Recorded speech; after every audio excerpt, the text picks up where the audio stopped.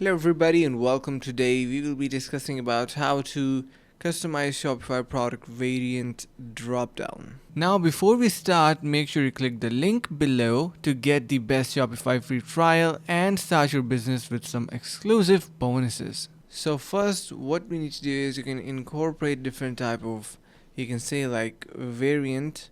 So I'm going to search in here variant, and once we do you can search that in your app store.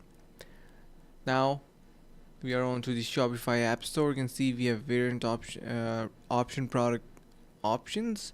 So this is going to be helping you to customize those. You can see the variant and all that, and using this you can create your desired variant drop down. So I hope this is going to be helping you guys out.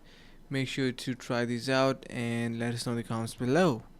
And hope this video was helpful. Finally, make sure to click the link in the description below to take advantage of our exclusive Shopify free trial to start your business right away.